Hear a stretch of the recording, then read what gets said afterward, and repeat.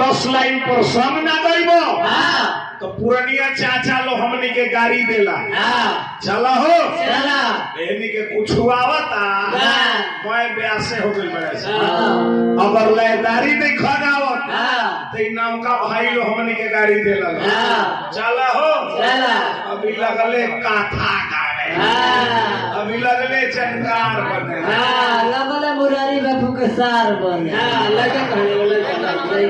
इ लइका भाई लो हमनी के गाड़ी देला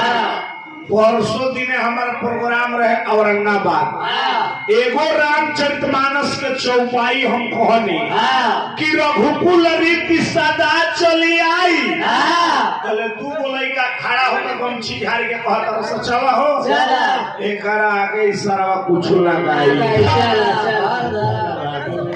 आज उस समय हो गई बा गाना बजाना कहां से कहां तक चल गई राग रागिनी भैया दिनेश मल्ली हाँ हाँ दादा पढ़ दे भाई देखे तो या देवी सर्वभूतेषु शक्ति रूपेण संस्थिता पंकज मुखिया जी हमारे कदल मैंने पुरस्कार अझप धुर पतया ठुमरी हे बबुआ अब ये नर बाजार रस गई कमलेश भाई ढोर ही में गवा नहीं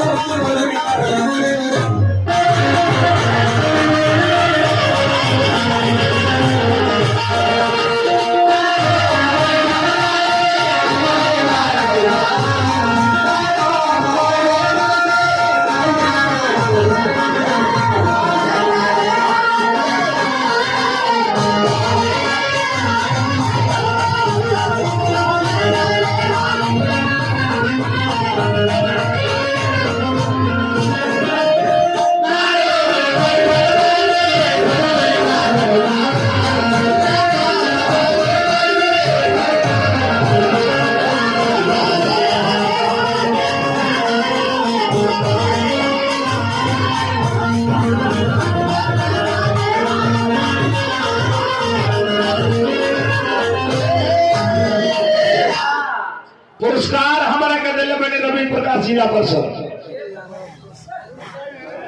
राजकुमार वार्ड नंबर 3 हमारे के दिल में पुरस्कार कमलेश भाई हमारा मिस्त्री साहब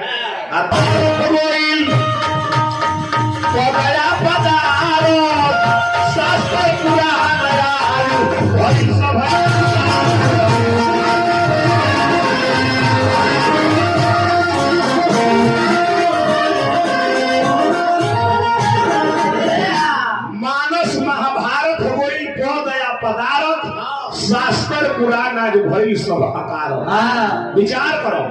ये घड़ी का कहो नहीं क्या हो गई बा छुछे गारी नहीं दुवर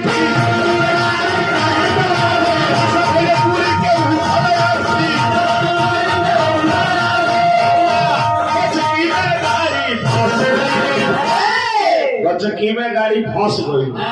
भाई देखिए तो जी जी पुरस्कार हमारा कदल में मुखिया प्रत्याशी हरेश राम जी हार्दिक हार्दिक स्वागत अभिनंदन बा ब्याह जी से अनुरोध है जो मेरे द्वारा बारे में दर्शक को बताएं जो उपहार दिए हैं अब तो कहिए तो अब कहा 5 घंटा ना कहो ये खाली कहिए तो जो डायरी दल बनी पंकज मुखिया जी हमारे दल में पुरस्कार हार्दिक हार्दिक स्वागत बा अभिनंदन बा गोचकी में गाड़ी ढोली में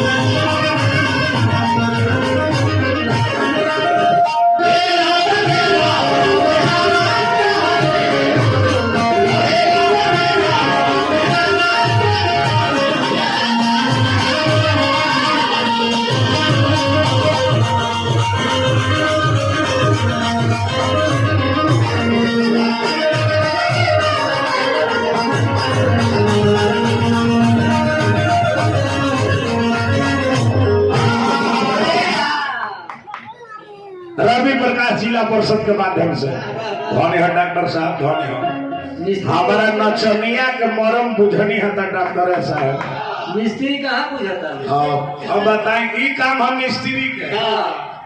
डॉक्टर साहब को बताई तो नचनिया कबले हमारा काठी धस गुरे डॉक्टर साहब ले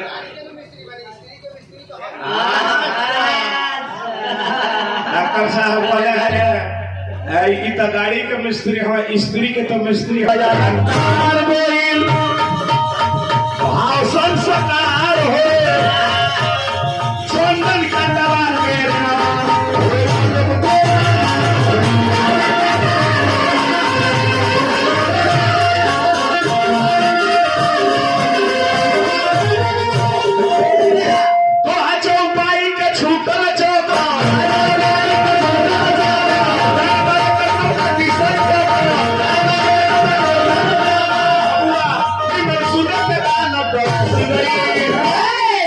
संत के धरती हो,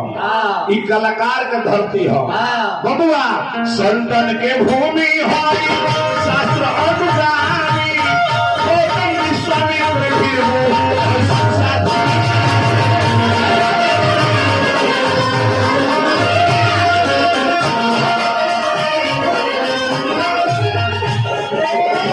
कौन समय में काम करें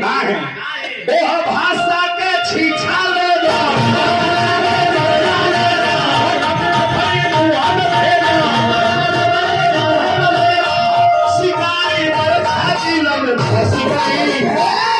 नहीं